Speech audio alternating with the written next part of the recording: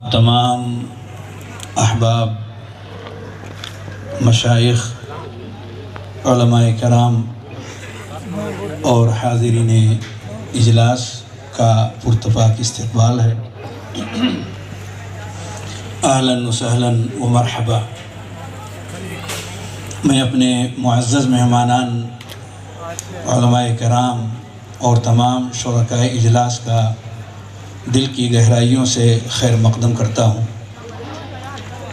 آپ تمام کا آنا مبارک ہو۔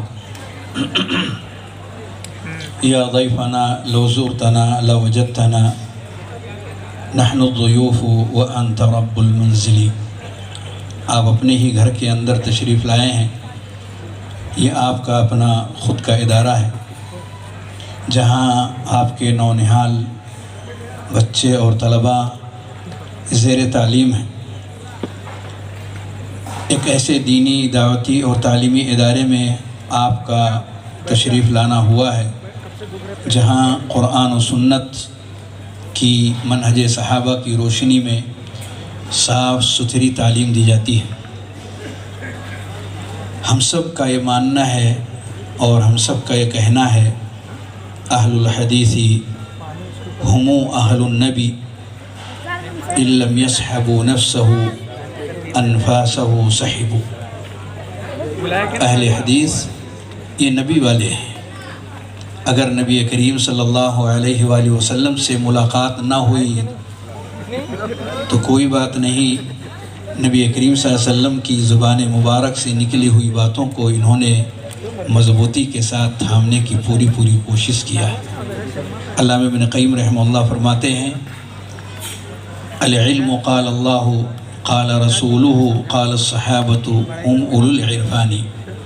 علم نام ہے اللہ کے فرمان، رسول کے فرمان کا اور صحابہ کرام کے فرمان کا، یقیناً وہ علم والے تھے۔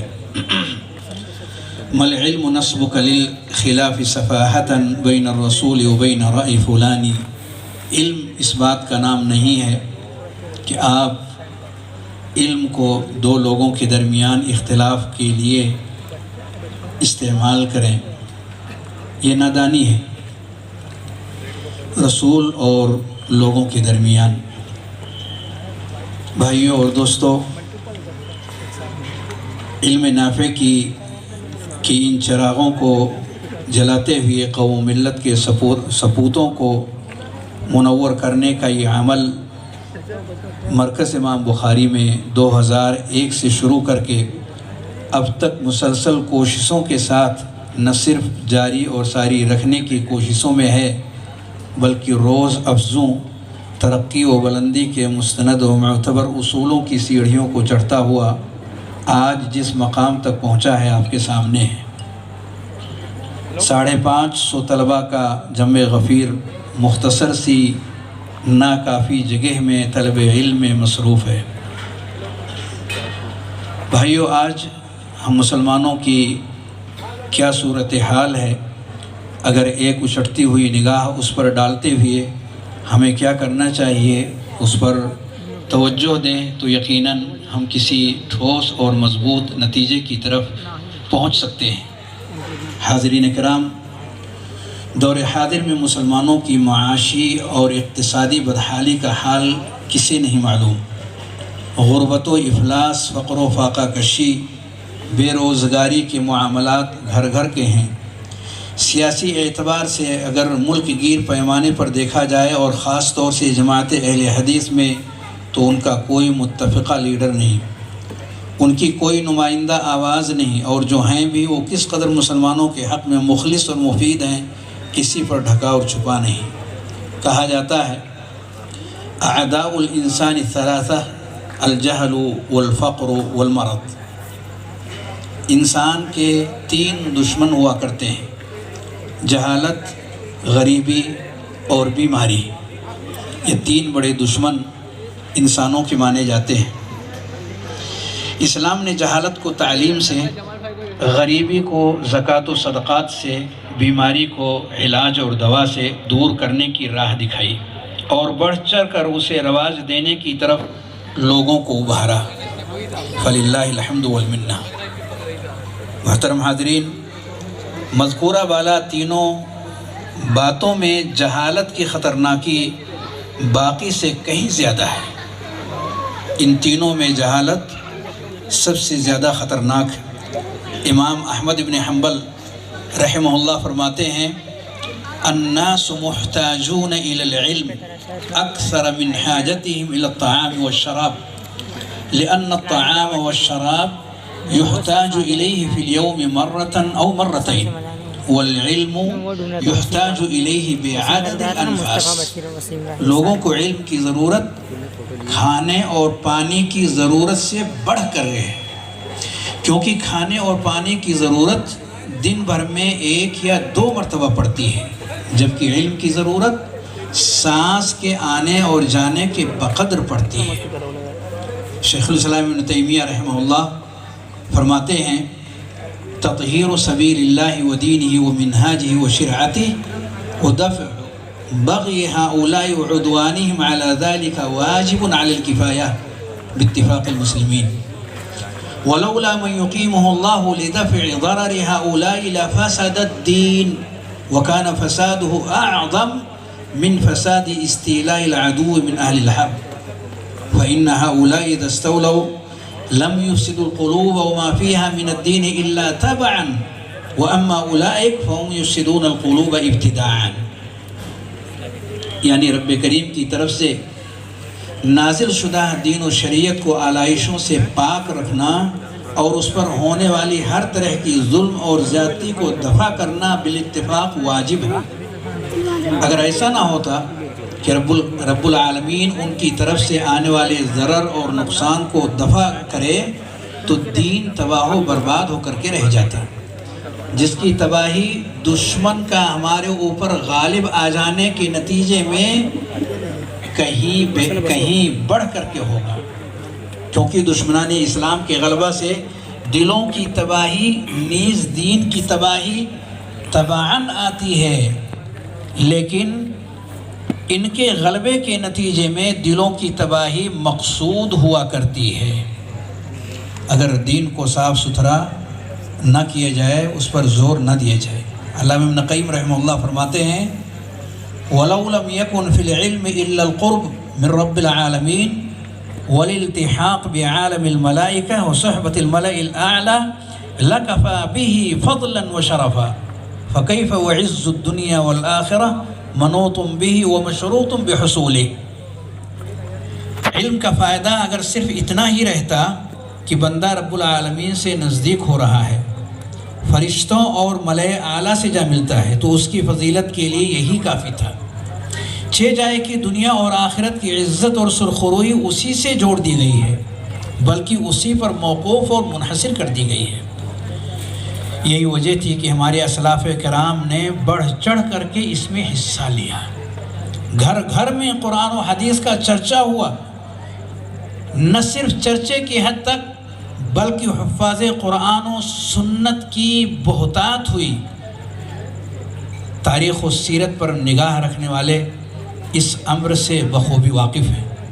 ابن سیرین متوفہ 110 ہجری فرماتے ہیں صرف کوفہ کی سرزمین کا تذکرہ کرتے ہوئے ادرکت بالکوفہ 4000 شاب یطلبون العلم، میں نے کوفہ کی سرزمین میں 4000 نوجوانوں کو علم حاصل کرتے ہوئے پایا۔ 4000 نوجوان ایک شہر کے اندر علم دین سیکھنے والے۔ اس زمانے کے اندر اہل علم کے دروس میں شرکت کا حال نقل کرتے ہوئے ایک محدث جعفر ابن درستوے فرماتے ہیں ہم علی ابن مدینی کے علمی پروگراموں میں، یہ امام بخاری رحمۃ اللہ علیہ کے استاذ ہیں، متوفہ 233 ہجری، کہتے ہیں اس میں شریک ہونے کے لیے علی ابن مدینی کے دروس میں شرکت کے لیے ایک دن پہلے ہم جا کر کے وہاں اپنی جگہ لیتے تھے اور رات بھر اس انتظار میں بیٹھے رہتے تھے مبادا پروگرام کے دن بیٹھنے کے لیے ہمیں کوئی جگہ نہ مل پائے اور علمی استفادے سے ہم محروم ہو جائیں۔ یہ شوق اور جذبہ اور ولولہ ہمارے اسلاف کے یہاں موجود تھا اور مجالس اہل علم میں شرکاء کا کیا حال ہوا کرتا تھا، اس کے حوالے سے امام بخاری رحمۃ اللہ علیہ 256 ہجری میں جن کا انتقال ہوا، ان کی ایک مجلس کا تذکرہ کرتے ہوئے اہل علم نے لکھا کہ اس کی تعداد کا اندازہ 20,000 کے قریب لگایا گیا۔ اگر ابھی آپ اتنی بڑی مجلس کی تعداد کا آپ اندازہ لگائیں گے تو 1,000-2,000 سے تعداد بڑھ کر کے شاید نہ ہو۔ 20,000 کی تعداد میں ان کی مجلس کے اندر لوگ شریک ہوئے۔ عاصم بن علی البغدادی ایک بہت بڑے محدث ہیں، 221 ہجری میں جن کی وفات ہوتی ہے۔ معتصم کی جو وقت کے بادشاہ تھے، ان کی طلب پر حاضرین کی تعداد کا اندازہ لگایا گیا۔ ان کے ایک درس کے اندر جو بغداد کے اندر دیا گیا تھا 1,20,000 کی تعداد تھی۔ 1,20,000، جہاں لاؤڈ اسپیکر بھی نہیں تھا، دیگر اور وسائل بھی اس زمانے کے اندر میسر نہیں تھے۔ بغداد ہی کی ایک اور مجلس کا تذکرہ فائدے سے خالی نہ ہوگا کہ ایک روز بغداد میں ایک بڑے محدث کی آمد ہوئی، جہاں لوگوں نے ابو مسلم ابراہیم بن عبداللہ الکجی کو، جو کہ مشہور سنن کے مؤلف ہیں، لوگوں کے اصرار پر یہ مجلس منعقد کی گئی، جس میں مستملین کی تعداد 7 تھی۔ 7 تعداد، یعنی وہ لوگ جو استاذ کی بات کو سن کر کے آگے جہاں تک آواز نہیں پہنچ رہی ہے وہاں تک استاذ کی بات کو پہنچانے کے لیے بیچ بیچ میں کھڑے ہوں، جیسے نماز میں مکبر کھڑے ہوا کرتے ہیں جب لاؤڈ اسپیکر نہ ہو۔ 7 مستملی تھے، اور وہ لوگ جو قلم اور کاغذ لے کر کے مجلس کے اندر شریک تھے تاکہ استاذ کی بات اور ان کی زبان سے نکلے ہوئے علمی فوائد کو نوٹ کیا جائے، ان کی تعداد 40,000 سے زائد تھی۔ کتنی؟ غلطی نہیں ہے، 40,000 سے زائد وہ لوگ تھے جو قلم اور کاغذ لے کر کے بیٹھے ہوئے تھے کہ استاذ بول کیا رہے ہیں، وہ کہہ کیا رہے ہیں، اسے نوٹ کرنا ہے۔ اور وہ لوگ جو صرف سننے اور جاننے کے لیے کھڑے تھے، لکھنے سے ان کا تعلق نہیں تھا، یہ ان کے علاوہ تھے۔ مجالس علم و فقہ ایسی جس کی تمنا وقت کے خلفاء بھی کریں، وقت کے بادشاہ اور حکام بھی کریں۔ خلیفہ مامون عباسی کو کون نہیں جانتا؟ ایک بار انہوں نے ایک شخص سے کہا جس نے کی بڑی تعریف کیا ان کے حکمرانی کی، اور یہ بتایا کہ کہاں سے کہاں تک آپ کی حکمرانی ہے اور آپ جن علاقوں کے اندر حکومت کر رہے ہیں، تو اس پر خلیفہ مامون فرماتے ہیں وَيْحَكَ يَا فَرَجْ قَدْ بَقِيَ لِي خَلَّةٌ أي حاجة قال وما هي يا أمير المؤمنين قال جلوسي في عسكر يعني به المكان المرتفع يقول من ذكرت رضي الله عنك فأقول حدثنا الحمادان قال حدثنا ثابت البناني عن أنس بن مالك قال قال رسول الله صلى الله عليه وسلم من عال ابنتين أو ثلاثا أو أختين أو ثلاثا حتى يمتن أو يموت عنهن كنت أنا وهو في الجنة كهاتين۔ خلیفہ مامون فرماتے ہیں کہ اے فرج میری خواہش یہ ہے کہ ایک اونچی سی جگہ کے اندر میں بیٹھوں اور مجھ سے کہا جائے، یعنی مستملی کہے کہ آپ نے کس سے روایت کیا ہے، تو میں کہوں میں نے حمادان یعنی حماد ابن زید اور حماد ابن سلمہ سے روایت کیا ہے، انہوں نے ثابت البنانی سے روایت کیا ہے، انہوں نے انس ابن مالک سے روایت کیا ہے، اور انہوں نے نبی کریم صلی اللہ علیہ وآلہ وسلم سے روایت کیا ہے۔ فضیلت ہے 2 بچیوں کی تعلیم اور تربیت کے بارے میں، یہ روایت انہوں نے نقل کیا اور کہا میں چاہتا ہوں، میری خواہش ہے کہ میں ایسے ہی کروں جیسے کہ محدثین کیا کرتے ہیں۔ اور کیا ان کے اندر یہ سب صلاحیتیں موجود تھیں؟ ذرا اس کو جاننے کے لیے ایک واقعے کی طرف ہلکا سا اشارہ کافی ہوگا۔ ایک شخص ان کی مجلس میں، خلیفہ مامون کی مجلس میں ایک شخص تشریف لائے اور ان سے کچھ سوال کیا، ان کے ہاتھ میں کاغذ اور قلم تھا۔ خلیفہ نے پلٹ کر کے ان سے کہا فلاں اور فلاں باب کے تحت آپ کے پاس کیا کیا روایتیں ہیں فلاں موضوع کے حوالے سے؟ جواب میں وہ خاموش رہے۔ خلیفہ مامون نے جھٹ سے اپنی سند سے نبی کریم صلی اللہ علیہ وسلم تک سند کو ذکر کرتے ہوئے اس موضوع سے متعلق چند احادیث انہوں نے پیش کی۔ دوسرا سوال انہوں نے کیا اس بارے میں اس موضوع کے حوالے سے آپ کیا کہتے ہیں؟ دوسری بار بھی وہ خاموش رہے۔ خلیفہ مامون نے اس موضوع کے حوالے سے بھی اپنی سند سے نبی کریم صلی اللہ علیہ وسلم تک کئی احادیث ذکر کیے، اور یہ سب کر لینے کے بعد وہ کہتے ہیں آج کے دور میں لوگ چند احادیث پڑھ کر یہ سمجھ بیٹھتے ہیں کہ وہ صاحب حدیث ہو گئے۔ خلیفہ مامون کہہ رہے ہیں چند احادیث پڑھ کر کے وہ سمجھتے ہیں کہ وہ صاحب حدیث ہو گئے۔ اتنا کہنے کے بعد خلیفہ نے کہا انہیں 3 درہم دے دیے جائے۔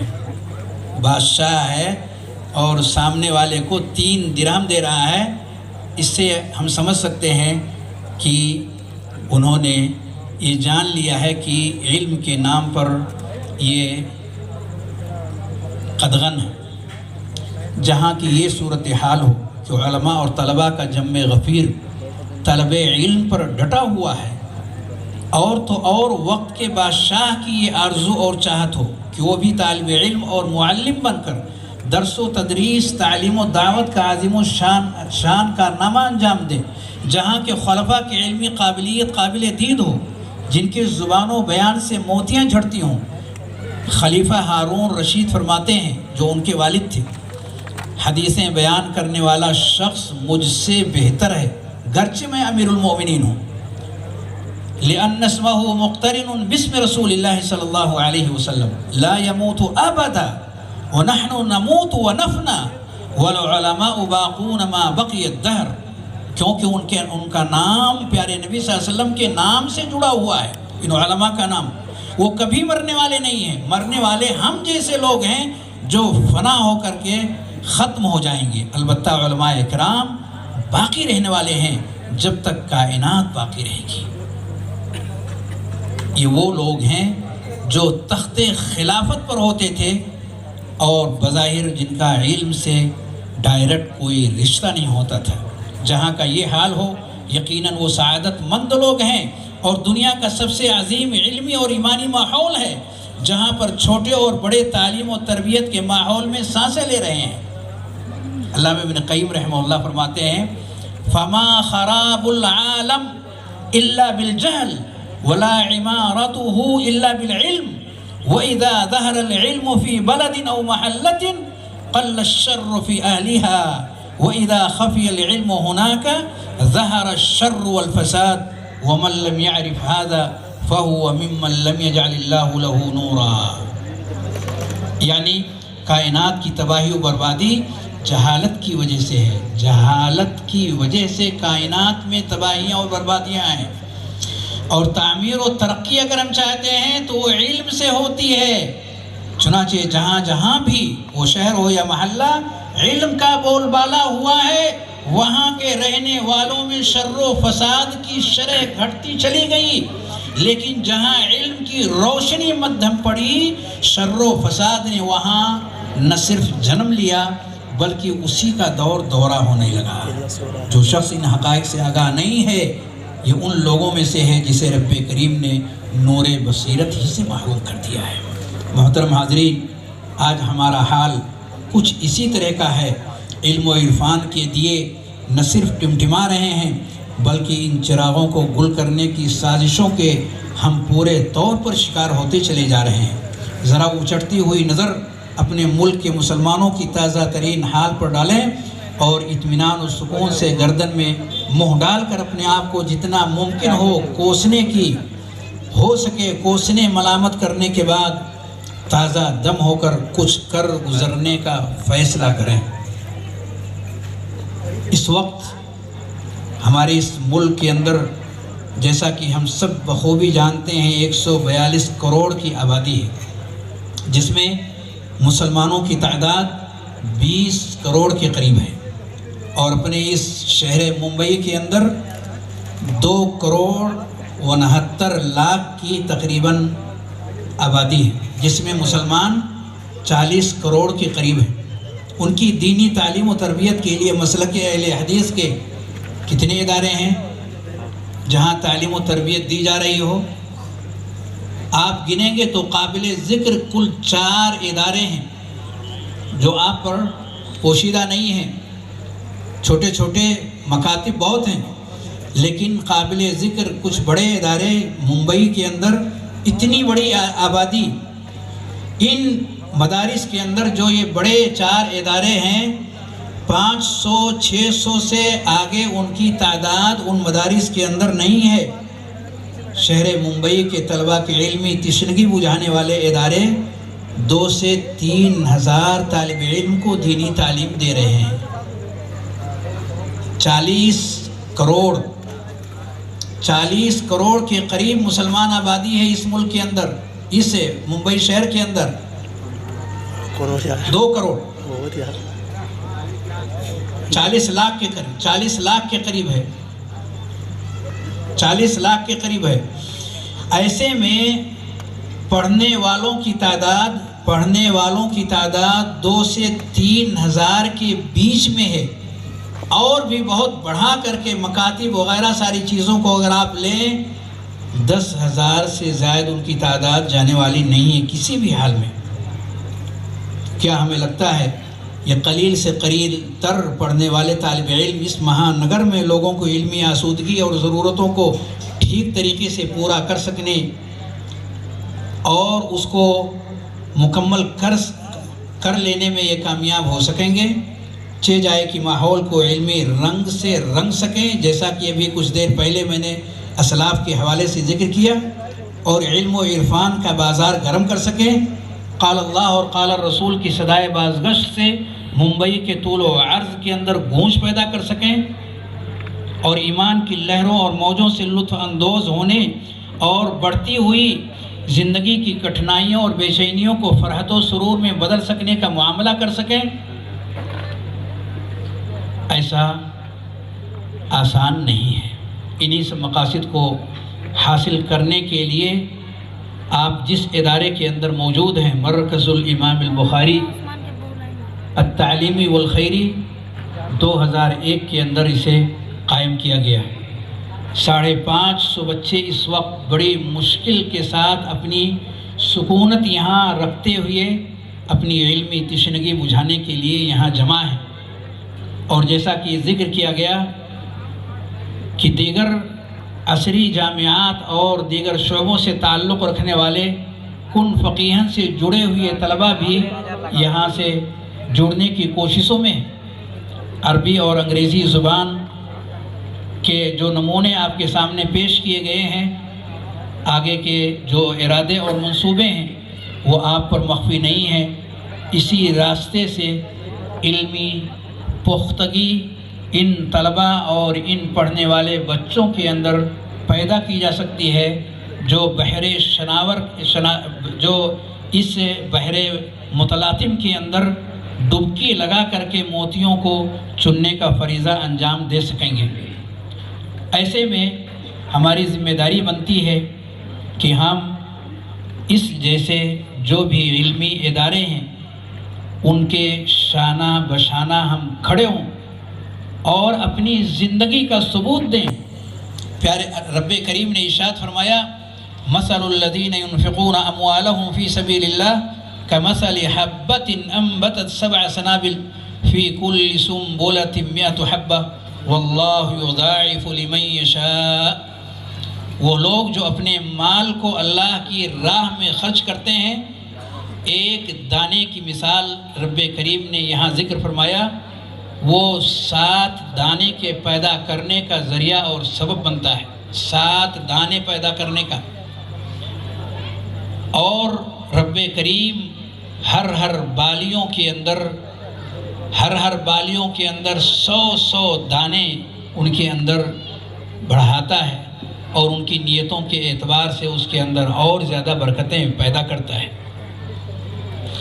اس حوالے سے اگر نبی کریم صلی اللہ علیہ وآلہ وسلم کے زمانے کی طرف اگر ہم چلیں تو ہمیں ایک ایسا نمونہ ملتا ہے کہ اس نمونے کو ہم سامنے پا کر تسلی اور سکون کی سانس لے سکتے ہیں اور ہماری راہیں بہتر سے مزید بہتری کی طرف جا سکتی ہیں۔ کان اخوان علی عہد النبی صلی اللہ علیہ وسلم وکان احدہما یأتی النبی صلی اللہ علیہ وسلم والآخر یحترف فشک المحترف اخاہ للنبی صلی اللہ علیہ وسلم فقال لعلک ترزق به۔ ترمذی کی روایت ہے کہ دو بھائی تھے نبی کریم صلی اللہ علیہ وسلم کے زمانے میں، جن میں سے ایک نبی صلی اللہ علیہ وسلم کے پاس علم حاصل کرنے کے لیے آتا اور دوسرا بھائی کام کاج میں لگا رہتا، گھر کے دیکھ ریکھ کے کاموں کے اندر وہ ڈیوٹی دیتا۔ اس نے جب یہ دیکھا کہ میں اکیلے اس کام پہ لگا ہوا ہوں، ہمارا دوسرا بھائی ہمارا ساتھ نہیں دے رہا ہے، تو اس نے نبی کریم صلی اللہ علیہ وسلم سے شکایت کی۔ پیارے نبی صلی اللہ علیہ وسلم نے فرمایا لعلک ترزق به، یہ تمہیں جو روزی رب کریم دے رہا ہے کوئی بعید نہیں کہ اس کی وجہ سے رب کریم نے اس روزی کا سامان تمہارے لیے پیدا کر دیا ہو۔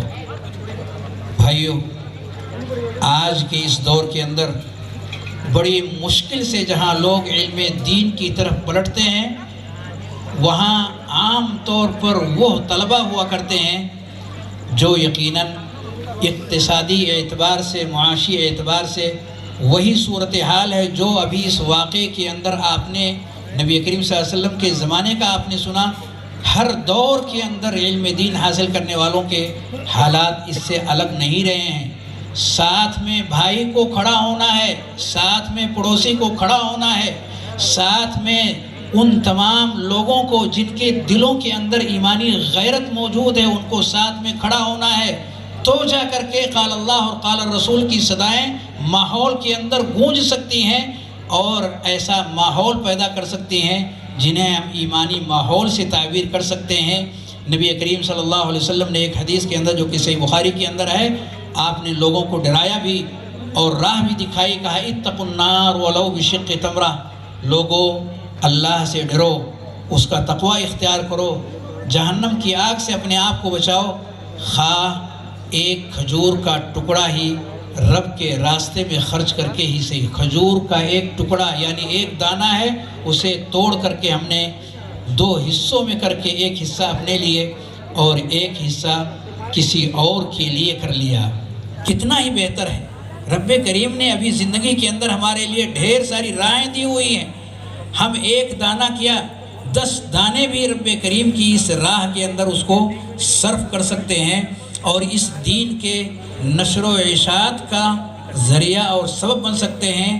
کل کے دن جب ہمیں مٹی کے نیچے سلا دیا جائے گا تو یہ دانے بڑھتے بڑھتے ایک کے بعد دوسرا اور دوسرے کے بعد تیسرا اور تیسرے کے بعد چوتھا، ایک دوسرے کو سیکھنے اور سکھانے والے کا یہ سلسلہ جب تک یہ جاری رہا، قبر کے اندر ٹھنڈی لہروں کا آنا اور اجر اور ثواب کے سلسلے کا جاری اور ساری رہنا، یہ اس راستے سے یقینی طور پر ہم اختیار کر سکتے ہیں۔ اللہ رب العالمین ہمیں اس راہ کو اختیار کرنے کی توفیق عنایت فرمائے۔